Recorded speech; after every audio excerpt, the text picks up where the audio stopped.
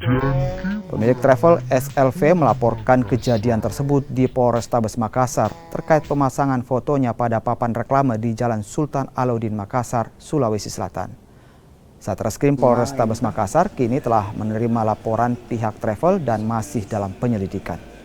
Ya, benar, pada hari Sabtu tanggal 24 September 2022, korban atas nama S telah melapor dugaan pencemaran nama baik lewat media sosial yang dilakukan oleh saudara A dan kawan-kawan, dan saat ini sementara dalam proses penyelidikan di Satreskrim Polrestabes Makassar. Terus kalau untuk saksi-saksi, apakah ada yang sudah dipanggil atau seperti apa?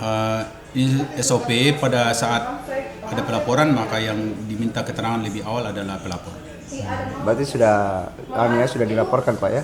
Iya, dalam proses penyelidikan oleh Satreskrim Polrestabes Makassar.